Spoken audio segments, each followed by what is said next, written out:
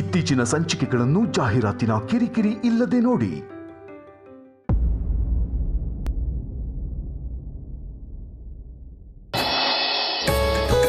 ಕೈ ತೊಳ್ಕೊಂಬರ್ತೀನಿ. ಫಿಂಗರ್ ಬೋಲ್ ಬರುತ್ತೆ. ನನಗೆ ಸರಿ ಹೋಗಲ್ಲ ಪುಟ್ಟ, ಅಲ್ಲೇ ಹೋಗಿ ತೊಳ್ಕೊಂಬರ್ತೀನಿ. ಇನ್ನೇನಾದರೂ ತಗೋತೀರಾ? Ice cream? ಅಯ್ಯೋ ಬೇಡ ಸರ್, ಥ್ಯಾಂಕ್ ಯು ಸರ್. ನಮ್ಮನ್ನೆಲ್ಲ ಒಟ್ಟಿಗೆ ಕರೆದು ಈ ಥರ ಟ್ರೀಟ್ ಕೊಟ್ಟಿದ್ದಕ್ಕೆ. ಥ್ಯಾಂಕ್ಸ್ ಯಾಕೆ ಸಮರ್? ತುಳಸಿಯವರು ಎಪಿಸೋಡ್ಗೆ ಗೆಸ್ಟ್ ಆಗಿ ಬಂದಿದ್ದಕ್ಕೆ, ಆ ಎಪಿಸೋಡ್ನ ಟೆಲಿಕಾಸ್ಟ್ ಮಾಡೋದಕ್ಕೆ ದತ್ತ ಅವ್ರು ಪರ್ಮಿಷನ್ ಕೊಟ್ಟಿದ್ದಕ್ಕೆ ಥ್ಯಾಂಕ್ಸ್ ಹೇಳಬೇಕಲ್ವಾ? ನಿಮಗೆಲ್ಲ ಊಟ ಇಷ್ಟ ಆಯಿತು ಅಂದ್ಕೊಳ್ತೀನಿ. ಎಲ್ಲಾನು ತುಂಬ ಚೆನ್ನಾಗಿತ್ತು ಮಾಧವ್ ಸರ್, ತುಂಬ thanks. It's my pleasure. Finger bowl ಕಳಿಸ್ತೇನೆ.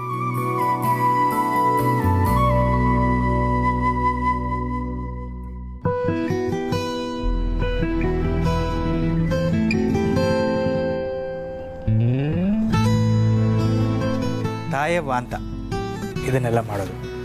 ಅವರು ಬೆಳಿಗ್ಗೆ ಬಿಸಿಲಲ್ಲಿ ತರಕಾರಿ ಮಾರ್ತಾರೆ, ಸಾಯಂಕಾಲ ಮನೆಗೆ ಹೋದ್ಮೇಲೆ ಉಪ್ಪಿನಕಾಯಿ ಮಾಡ್ತಾರೆ. ನಮ್ಮ ಕೆಫೆಗೆ ಅವ್ರ ಹತ್ರನೇ ತರಕಾರಿ ತಗೊಳ್ಳೋದು. ತರಕಾರಿ ಮಾರಾಟ ಮಾಡೋ ಜೊತೆಗೆ ಇದನ್ನು ಮಾಡ್ತಾರಾ? ಮನೇಲಿ ಸ್ವಲ್ಪ ಕಷ್ಟ ಇದೆ ಪಾಪ. ಮಗ ಸೊಸೆ ತೀರ್ಕೊಂಡಿದ್ದಾರೆ, ಮೊಮ್ಮಕ್ಕಳ ಜವಾಬ್ದಾರಿ ಇವ್ರ ಮೇಲಿದೆ. ಅವ್ರಿಗೋಸ್ಕರ ದುಡಿತಾರೆ. ನಿಜ ಹೇಳಬೇಕು ಅಂದರೆ ಅವ್ರು ನನಗೆ ಸ್ಫೂರ್ತಿ.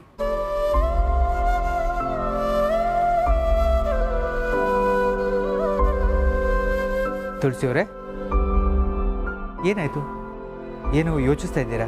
ನಿಜ ಹೇಳಬೇಕು ಅಂದರೆ ಮಾಧವ್ ಅವರೇ, ನನಗೂ ಇಂಥದ್ದೇ ಒಂದು ಅವಕಾಶ ಬಂದಿದೆ, ಮನೇಲಿ ಅಡುಗೆ ಮಾಡಿ ಡಬ್ಬಿ ಕಳಿಸೋದು.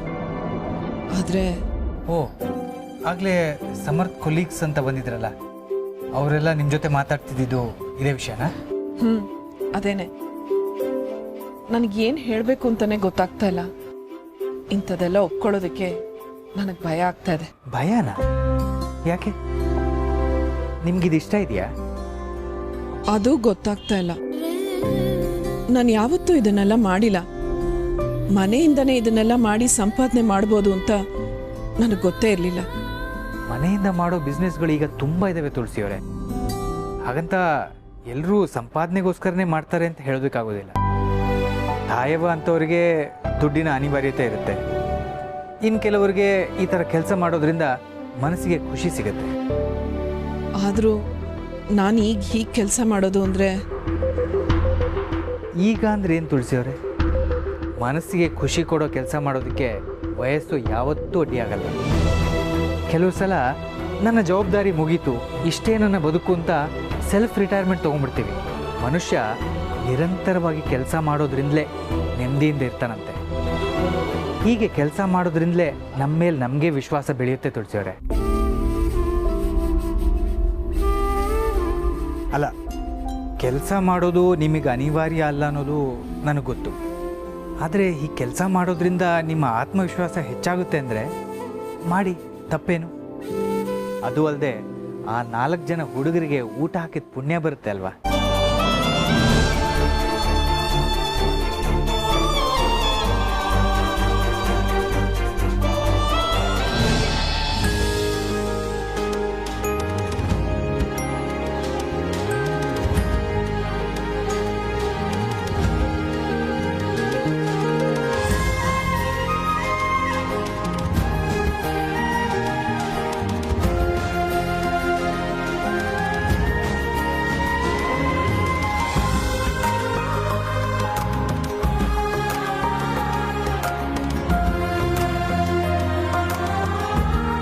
ನಮಸ್ಕಾರ, ಬನ್ನಿ.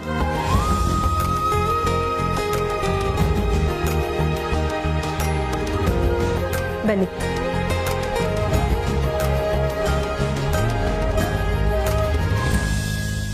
ಇವ್ರು ನಮ್ಮಮ್ಮ ವನಜಾ ಅಂತ. ಮಾಮ್, ಇವರು ಅಭಿಯವ್ರ ಚಿಕ್ಕಮ್ಮ ಶಾರ್ವರಿ ಅಂತ. ಹಾಯ್. ಹಲೋ. ಇವರು ಅಭಿಯವ್ರ ಅಣ್ಣ ಅವಿನಾಶ್ ಅಂತ. ಹಲೋ. ಪ್ಲೀಸ್ ಕೂತ್ಕೊಳ್ಳಿ.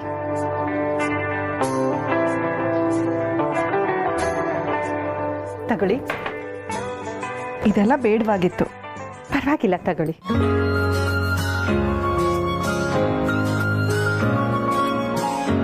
ನಿಜ ಹೇಳಬೇಕು ಅಂದರೆ ಇವ್ರ ಪ್ರೀತಿ ವಿಷಯ ನಿಮ್ಮನೇಲಿ ಗೊತ್ತಿಲ್ಲ ಅಂತ ನಮಗೆ ಗೊತ್ತೇ ಇರಲಿಲ್ಲ. ತುಂಬ ಹಿಂದೆನೇ ನಮ್ಮ ದೀಪು ಅಭಿನ ಮನೆಗೆ ಕರ್ಕೊಂಡು ಬಂದಿದ್ಲು. ಇದು ನಿಮ್ಮನೇಲೂ ಗೊತ್ತು ಅಂತಲೇ ಅಂದ್ಕೊಂಡಿದ್ವಿ. ಅಂದರೆ ಅಭಿ ಇಷ್ಟು ದಿನ ನಮ್ಮಿಂದ ವಿಷಯ ಮುಚ್ಚಿಟ್ನಾ?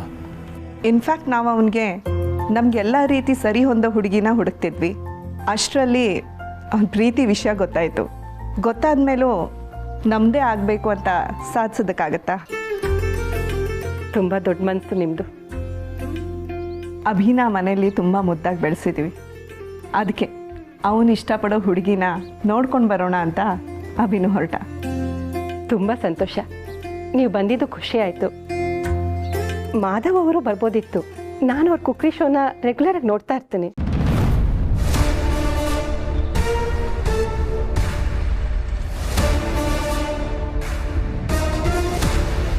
ಅವ್ರಿಗೆ ಕೆಫೆ ಶೂಟಿಂಗ್ ಅಂತ 100 ಕೆಲಸ.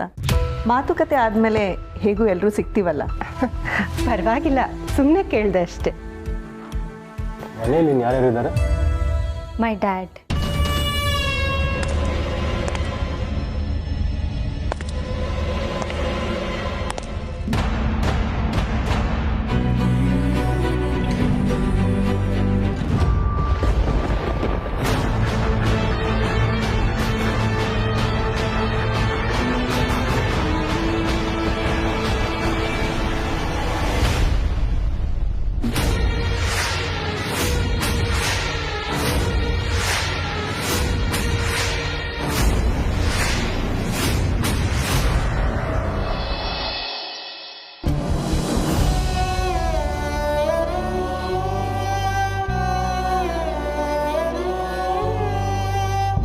ಅಯ್ಯ, ಕಣ್ಣು ಒರೆಸ್ಕೊ.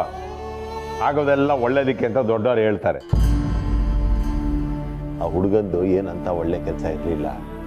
ಅವನಿಗಿಂತ ಒಳ್ಳೆ ಕುಳಾನೆ ಸಿಗ್ತಾನೆ ನಿನಗೆ. ಅಯ್ಯ, ಕಣ್ಣು ಒರೆಸ್ಕೊ.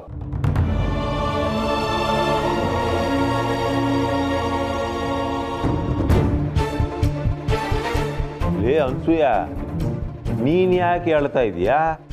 ಅಯ್ಯ, ಆ ಹುಡುಗನ ತಾಯಿನ ಸ್ವಲ್ಪ ಗಮನಿಸ್ತದ್ಯಾ? ಒಳ್ಳೆ ಗಯ್ಯಾಳಿ ಇದ್ದಾಗಿದ್ದಾಳು ಅವಳು. ಅವಳು ಮನೆಯಲ್ಲಿ ನಮ್ಮ ಈ ಪಿಂಕಿ ಸುಖವಾಗಿರ್ತಾಳೇನೆ? ಯೋಚನೆ ಮಾಡೆ. ಹೌದು, ಮಾಡೋದೆಲ್ಲ ಮಾಡಿ ಈಗ ಸಮರ್ಥನೆ ಬೇರೆ. ಸೊಸೆ ಮುದ್ದು, ಏನಾರ ಅಂದ್ಯಾ? ನಾನು ಬೇರೆಯವ್ರ ಥರ ಸುಮ್ಮನಿರಲ್ಲ ಮಾವ. ಹೇಳಬೇಕಾಗಿರೋದನ್ನ ನಾನು ಹೇಳ್ತೀನಿ. ನೀವು ಈ ಥರ ಆಡಿದ್ರೆ ಪ್ರಿಯಾಂಕಾಗೆ ಈ ಜನ್ಮದಲ್ಲಿ ಮದುವೆ ಆಗಲ್ಲ ಅಷ್ಟೇ. ಬಂದ್ಬಿಟ್ಲು ಹೇಳೋದಕ್ಕೆ. ನೀನಾಗಿ ನಾನು ಸ್ವಲ್ಪ ಕಷ್ಟಪಟ್ಟಿದ್ದಿದ್ರೆ ಈ ನನ್ನ ಮಗಳು ನಿಮ್ಮ ಅಣ್ಣನ ಮದುವೆ ಆಗಿ ನಿಮ್ಮ ಅಮ್ಮನ ಮನೇಲಿ ಇರ್ತಾ ಇದ್ಲು. ಸಾಕು ಸುಮ್ಮನಿರಿ. ನಿಮ್ಮ ತಪ್ಪನ್ನೆಲ್ಲ ತಂದು ನನ್ನ ತಲೆ ಮೇಲೆ ಹಾಕ್ಬೇಡಿ. ಅಣ್ಣನ ಟಾಪಿಕ್ ಮುಗ್ದು ತುಂಬಾ ದಿನ ಆಯ್ತು. ಒಳ್ಳೆ ಸಂಬಂಧ ಬಂದಾಗ್ಲಾದ್ರು ಈ ಮದ್ವೆ ಮಾಡಿ ಮುಗ್ಸೋ ತಾನೆ. 3 ಪ್ಲೇಟ್ ಉಪ್ಪಿಟ್ಟು ಕೇಸರಿ ಬಾತ್ ಉಳ್ಸಕ್ ಹೋಗಿ ಈಗ ನಿಮ್ಮ ಮಗಳು ಜೀವನ ಏನಾಗ್ತಿದೆ ಅಂತ ಯೋಚನೆ ಮಾಡಿ. ಓಹೋ, ಮಹಾ ಕಾಳಜಿ ಇರೋ ತರ ಬಂದ್ಬಿಟ್ಲು ಹೇಳಕ್ಕೆ. ನೀವಿಬ್ರು ಸ್ವಲ್ಪ ಸುಮ್ಮನಿರ್ತೀರಾ? ವಯಸ್ಸು ಹೀಗೆ ನಿಂತಿರಲ್ಲ. ನೀವಿಬ್ರು ಹೀಗೆ ಜಗಳ ಆಡ್ತಿದ್ರೆ ನರಳೋದು ನನ್ ಮಗಳು ಅನ್ನೋದು ನೆನಪಿರ್ಲಿ. ಇವಳ ಮುಖ ನೋಡ್ತಿದ್ರೆ ನನಗೆ ಸಂಕಟ ಆಗುತ್ತೆ. ಹೆತ್ತ ತಾಯಿ ನೋವು ನಿಮಗೆ ಹೇಗೆ ಅರ್ಥ ಆಗುತ್ತೆ?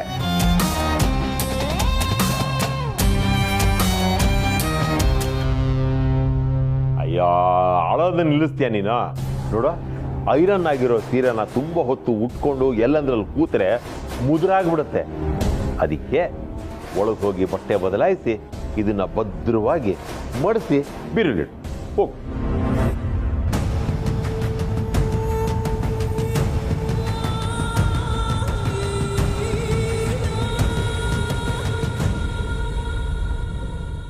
ಹೌದೌದು, ಆಗಿದ್ದೆಲ್ಲ ಒಳ್ಳೇದಕ್ಕೆ. ಪ್ರಿಯಾಂಕು ನಡೀಲಿ, ಉಪ್ಪಿ ಬಿಟ್ರೆ ಇನ್ಯಾರ ಹೆಸರು ಬರ್ತಿಲ್ಲ. ನಾನು ಬದುಕಿರೋವರೆಗೂ ನಿನ್ನ ಕನಸು ನಾನು ಸಾಗಲ್ಲ. ಮತ್ತೆ ಯಾವ ಟಿಕೆಟ್ ತಗತ್ತೀಯ?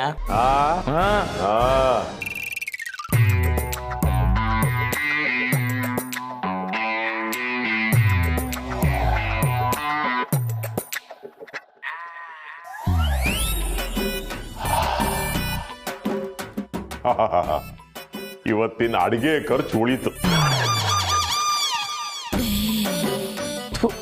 ಈ ಉಪ್ಪಿಟ್ಟು ಕೇಸರಿ ಬಾತ್ ಮೇಲಣೆ ನೀನಂತೂ ಉದ್ಧಾರ ಆಗಲ್ಲ.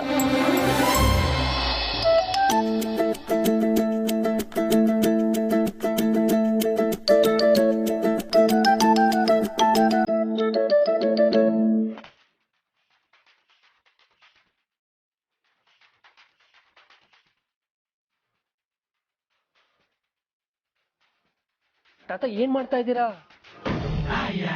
ಅದು ಕೈ ತೊಳೆಯ ಕೊಟ್ಟಿದ್ದು ತಾತ. ನೀವು ನೋಡಿದ್ರೆ ಅದನ್ನ ಶರ್ಬತ್ ಮಾಡ್ಕೊಂಡು ಕುಡಿತಾ ಇದ್ದೀರಲ್ಲ.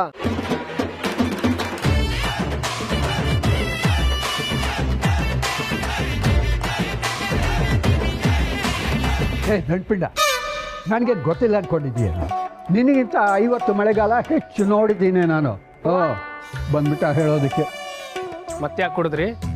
ಊಟ ಆದಮೇಲೆ ಉಗುರು ಬೆಚ್ಚಗಿನ ನೀರಿಗೆ ನಿಂಬೆ ಹಣ್ಣು ರಸ ಹಾಕ್ಕೊಂಡು ಕುಡಿದ್ರೆ ಅದು ಜೀರ್ಣಕಾರಿ. ಅದಕ್ಕೆ ನಾನು ಕುಡ್ದಿದ್ದು. ಬಂದ್ಬಿಟ್ಟ ಹೇಳೋದಕ್ಕೆ.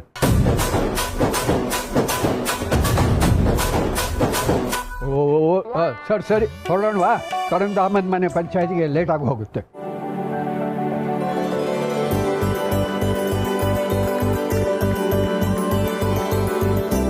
ಎಲ್ಲ ಚೆನ್ನಾಗಿತ್ತು ಮಾಧವ್ ಅವರೇ, ತುಂಬ ಧನ್ಯವಾದ. ನಾವೇನು ಬರ್ತೀವಿ. ನೀವೆಲ್ಲ ಬಂದಿದ್ದು ತುಂಬ ಖುಷಿ ಆಯಿತು. ನಮಸ್ಕಾರ. ಒಂದು ನಿಮಿಷ.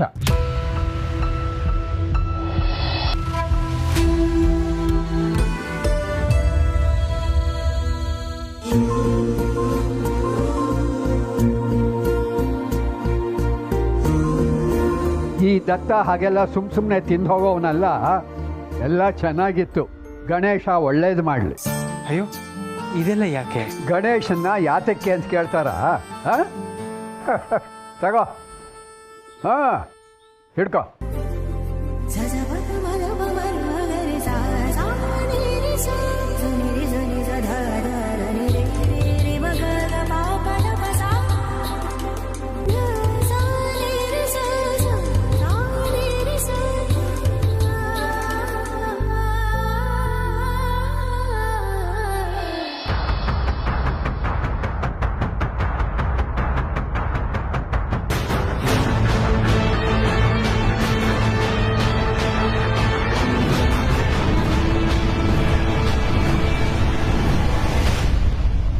ಹಾಯ್ ಅವಿನಾಶ್, ತುಂಬ ವರ್ಷದ ನಂತರ ಮೀಟ್ ಮಾಡ್ತಾ ಇದ್ದೀವಿ.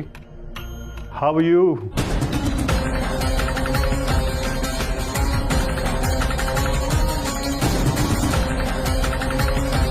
ವಾಟ್ ಈಸ್ ದಿಸ್ ಚಿಕ್ಕಮ್ಮ?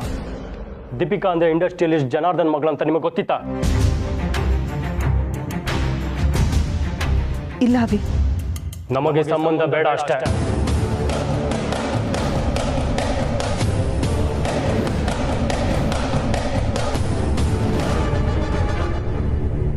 ಹೇ ಅವಿನಾಶ್, ಕೂಲ್. ಪರ್ಸ್ನಲ್ ಮ್ಯಾಟರ್ಸೇ ಬೇರೆ, ಬಿಸ್ನೆಸ್ ರೈವಲ್ರಿನೇ ಬೇರೆ. ಅಲ್ಟಿಮೇಟಾಗಿ ಬೇಕಾಗಿರೋದು ನಮ್ಮ ಮಕ್ಕಳ ಸಂತೋಷ. ಬನ್ನಿ ಕೂತ್ಕೊಂಡು ಸಮಾಧಾನ ಮಾತಾಡೋಣ. ಮಿಸ್ಟರ್ ಜನಾರ್ದನ್, ಮಕ್ಕಳ ಸಂತೋಷಕ್ಕೆ ಇದೆಲ್ಲ ಮಾಡ್ತಿದ್ರ ಅಂತಾಗಿದ್ರೆ ದೀಪಿಕಾ ನಿಮ್ಮ ಮಗಳಂತ ಇಷ್ಟು ದಿನ ಮುಚ್ಚಳ ಅಗತ್ಯ ಇರಲಿಲ್ಲ. ನಾವೇ ಮನೆವರೆಗೂ ಬರೋ ತನಕ ಕಾಯ್ತಿದ್ರಿ ಅಂದರೆ your intention var something else.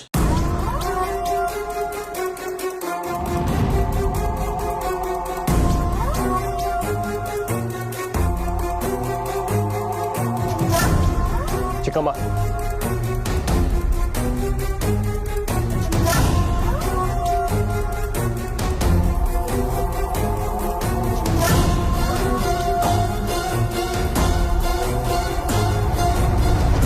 ಯಾಕೆ ಹೀಗೆ ಬಂದೆ?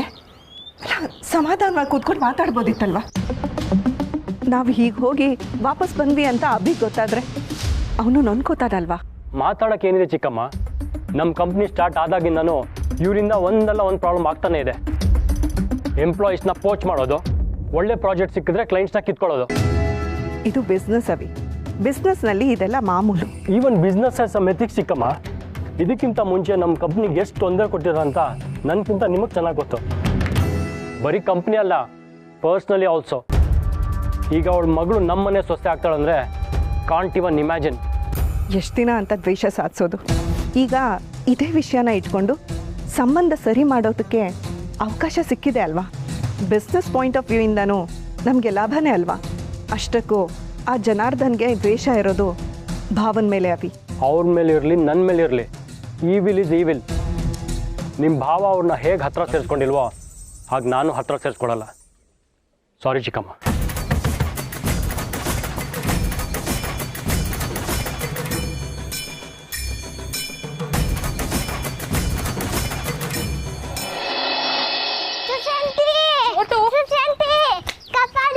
ಹೇ ತೆಗೆದು ಬಾರಿಸ್ಬಿಡ್ತೀನಿ ಅಷ್ಟೇ. ಕಾಪಾಡಿ ಅನ್ನೋಕೆ ನಾನೇನೋ ಮಾಡಿದ್ದೀನಿ? ಯಾವಾಗ ನೋಡಿದ್ರೆ ಅವ್ರದ್ದೇ ಜಪ ಮಾಡ್ತಿರ್ತೀಯಲ್ಲ. ನಾನು ನಿಮ್ಮ ಅಮ್ಮ ಅನ್ನೋದು ನೆನಪಿದ್ಯಾ?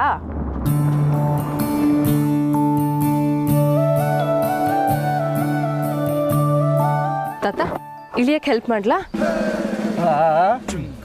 ನಾನು ಗಟ್ಟುಮುಟ್ಟಾಗೆ ಇದ್ದೀನಿ. ನಿನ್ನ ಗಂಡನಿಗೆ ಹೆಲ್ಪ್ ಮಾಡಿ ಹೋಗು. ಬಾಯ್ ಕಡೆ.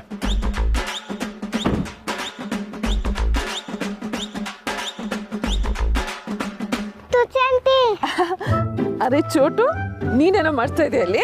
ಇನ್ನೇನ್ ಮಾಡ್ತಿರ್ತಾನೆ, ನಿಮ್ ಜಪ ಮಾಡ್ಕೊಂಡು ನಿಂತಿದ್ದ. ನೋಡಿ ಆಂಟಿ, ನಿಮ್ಮ ಮನೆಗೆ ಬರ್ತೀನಿ ಅಂದೆ ನಮ್ಮಮ್ಮ ಬೇಡ ಅಂತಲೇ. ಹಾಗೆಲ್ಲ ಹೇಳ್ಬಾರ್ದು ಚೋಟು. ನೀನು ಹೋಮ್ವರ್ಕ್ ಮಾಡಿರಲ್ಲ, ಅದಕ್ಕೆ ಅಮ್ಮ ಹಾಗೆ ಹೇಳಿರ್ತಾರೆ. ಹೋಗು, ನೀನು ಹೋಮ್ವರ್ಕ್ ಮಾಡ್ಬಿಟ್ಟು ಬಾ ಹೋಗು. ಓಹೋ, ಅವ್ರು ಹೇಳಿದ್ರೆ ಮಾತ್ರ ಬರೋದಾ ನೀನು? ಸ್ವಂತ ಅಮ್ಮನಿಗಿಂತ ಅವರೇ ಹೆಚ್ಚಾಗ್ಬಿಟ್ರಾ? ಯಾಕೆ ಹಾಗೆ ಹೇಳ್ತೀಯ ನಂದಿನಿ? ಅವನಿನ್ನು ಚಿಕ್ಕ ಮಗು, ಅವನಿಗೇನು ಗೊತ್ತಾಗತ್ತೆ ಹೇಳು? ಯಾಕೆ ಗೊತ್ತಾಗಲ್ಲ ತುಳಸಿ ಅವರೇ? ನಿಮ್ಮೆಲ್ರ ಜೊತೆ ಸೇರಿನೇ ಅವನು ಹೀಗೆ ಆಡ್ತಿರೋದು. ನಂದಿನಿ, ಏನ್ ಮಾತಾಡ್ತಿದೀಯ ನೀನು? ಆ ಮಗು ವಿಷಯ ಇಟ್ಕೊಂಡು ತುಳಸಿಗೆ ಯಾಕೆ ಬೇಜಾರು ಮಾಡ್ತಿದೀಯಾ? ಓಹೋ, ಇವ್ರಿಗೇನಾದ್ರೂ ಬೇಜಾರಾಗ್ಬಿಟ್ರೆ ನಿಮಗೆ ಹೊಟ್ಟೆ ಸಂಕಟ ಆಗುತ್ತಲ್ವಾ? ಇಡೀ ದಿನ ಇವ್ರನ್ನ ತುಳಸಿ ಅನ್ಕೊಂಡು ತಲೆ ಮೇಲೆ ಕೂರಿಸ್ಕೊಳ್ತಿದ್ರೆ ನನಗೆ ಸಂಕಟ ಆಗಲ್ವಾ? ಏನ್ ನಡೀತಿದೆ ಇಲ್ಲಿ? ಏನಮ್ಮ ಹಾದಿ ಬೀದಿ ಅಂತ ನೋಡ್ದೆ ಏನೇನೋ ಮಾತಾಡ್ತಾ ಇದ್ದೀಯಲ್ಲ. ಸತ್ಯ ಹೇಳೋದಕ್ಕೆ ಎಲ್ಲಾದ್ರೇನು ನಿಮ್ ಸೊಸೆಗೆ ಎಲ್ಲಿರ್ಬೇಕೋ ಅಲ್ಲಿರೋದಕ್ಕೆ ಹೇಳಿ.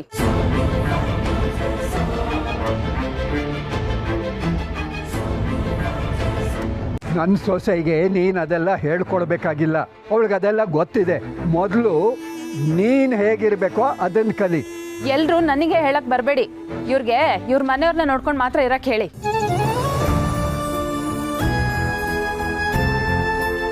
ನಮ್ಮ ಮನೆಯವ್ರನ್ನೆಲ್ಲ ದತ್ತು ತಗೊಂಡಾಗ ಆಡೋದೇನ್ ಬೇಕಾಗಿಲ್ಲ. ಅವ್ರನ್ನ ನೋಡ್ಕೊಳಕ್ಕೆ ನಾನಿದ್ದೀನಿ. ನೀನು ನೋಡ್ಕೊಳ್ಳೋ ಚಂದ ನನಗೆ ಗೊತ್ತಿಲ್ವಾ? ನೋಡ್ ನಂದಿನಿ, ನಿನಗೆ ಯಾಕೆ ಕೋಪ ಬಂದಿದೆಯೋ ನನಗೆ ಗೊತ್ತಿಲ್ಲ. ಆದ್ರೆ ನಾನು ಯಾವತ್ತೂ ನಿಮ್ಮ ಮನೆಯವ್ರನ್ನಾಗ್ಲಿ ನಮ್ಮ ಮನೆಯವ್ರನ್ನಾಗ್ಲಿ ಬೇರೆ ಅನ್ನೋ ರೀತಿ ನಾನು ನೋಡಿಲ್ಲ.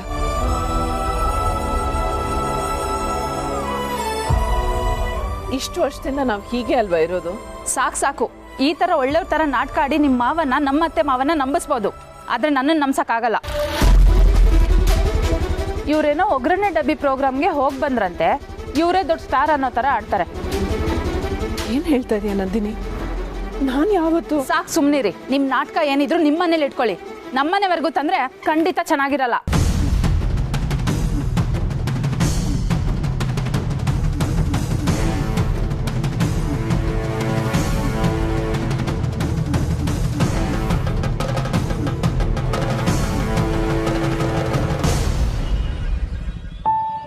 ಮ್ಯಾಗಿಗೆ ಹುಷಾರಿಲ್ಲ, ನೋಡ್ಕೊಂಡು ಬರೋಣ ಅಂತ ಆಗಲೇ ಹೇಳಿದ್ನಲ್ಲ. ಇವನೇನು ಮರ್ತ್ಬಿಟ್ನಾ? ಎಲ್ಲಿ ಹೋಗಿದ್ಯೋ? ಅದು ಕೆಫೆ ಯೂನಿಫಾರ್ಮ್ ಅಲ್ಲೇ ಇದ್ನಲ್ಲ ಸಾ, ಅದಕ್ಕೆ ಚೇಂಜ್ ಮಾಡ್ಕೊಂಬಂದೆ. ಎಲ್ಲಿ ಸರ್ ನಿಮ್ಮ ಸ್ಕೂಟ್ರೇ ಕಾಣಿಸ್ತಿಲ್ಲ? ಅಲ್ಲಿ 10 ಹೆಜ್ಜೆ ಮುಂದೆ ಇದೆ. ಯಾಕೆ ಸುಸ್ತಾದಂಗಿದ್ಯಾ? ಅಯ್ಯೋ ಸಾ, ಆ ಸಮರ್ಥ ತಾತಂಗೆ ಸರ್ವ್ ಮಾಡೋಷ್ಟೊತ್ತಿಗೆ ಸುಸ್ತಾಗೋಯ್ತು ಸಾ. ಯಾಕೆ ಹಾಗೆ ಹೇಳ್ತೀಯ? ಅಯ್ಯೋ ಬಲೆ ಕಿಲಾಡಿ ಸಾ, ತಾತ ಕೆಳಗಡೆ ಬಿದ್ರು ಮೀಸೆ ಮಣ್ಣಾಗಿಲ್ಲ ಅಂತಾರೆ. ಅವರು ನೋಡೋಕ್ಕೆ ಒರಟು, ಆದರೆ ಮನಸ್ಸು ತುಂಬ ಮೃದು. ತುಳಸಿಯವರು ಅವ್ರ ಬಗ್ಗೆ ಅವ್ರ ಬರ್ತ್ಡೇ ದಿನ ಹೇಳಿದ ಮಾತು ಕೇಳಿ ನನಗೂ ಆಶ್ಚರ್ಯ ಆಯಿತು. ನಾನು ಮೊದಲು ಹಾಗೆ ಅಂದ್ಕೊಂಡಿದ್ದೆ, ಆಮೇಲೆ ನನ್ನ ಅಭಿಪ್ರಾಯ ಬದಲಾಯಿತು. ಅಷ್ಟು ಒಳ್ಳೆ ಜನನ ಸಾ? ನೋಡಿದ್ರೆ ಆಗ ಅನ್ಸೋದೇ ಇಲ್ಲ. ನೋಡಿ ಹಾಗೆ ಡಿಸೈಡ್ ಮಾಡೋಕ್ಕಾಗಲ್ಲ ಕಣು. ಏನು ಗೊತ್ತಾ ಸಿದ್ಧ, ಒಬ್ಬ ಮನುಷ್ಯನಿಗೆ ಒಂದು ವಯಸ್ಸಂತ ಆದಮೇಲೆ ತನ್ನ ಮನೆಯಲ್ಲಿ ತನಗೇ ಮಹತ್ವ ಸಿಗ್ತಿಲ್ವೇನೋ ಅನ್ಸೋಕ್ಕೆ ಶುರುವಾಗುತ್ತಂತೆ. ಅಭದ್ರತೆ ಅಂತಾರಲ್ಲ ಅದು. ಆಗ ತನ್ನ ಮಾತೇ ನಡಿಬೇಕು ಅಂತ ಹಠ ಹಿಡಿತಾರೆ. ಹಾಗಂತ ಅವ್ರು ಕೆಟ್ಟವರು ಅಂತಲ್ಲ. ಏನೋಪ್ಪ ಆ ತಾತಪ್ಪನ್ನ ಅವ್ರ ಮನೆಯವರು ಅದು ಹೇಗೆ ಸಹಿಸ್ಕೊಂಡಿದಾರೋ. ಯಾಕೋ ಹಾಗೆ ಹೇಳ್ತೀಯ? ಅವರು ಆ ಮನೇಲಿ ಇರೋದಕ್ಕೆ ಒಂದು ಕಳೆ ಗೊತ್ತಾ? ನೀನು ಅವ್ರನ್ನ ಆ ಮನೇಲಿ ಹೋಗಿ ನೋಡಬೇಕು. ಹ್ಯಾಪಿ ಫ್ಯಾಮಿಲಿ, ಖುಷಿ ಆಗುತ್ತೆ. ಎಲ್ಲ ಸರಿ ಇದ್ದಿದ್ರೆ ನಿಮ್ದು ಅದೇ ತರ ಕುಟುಂಬ ಆಗ್ತಿತ್ತಲ್ವಾ ಸರ್?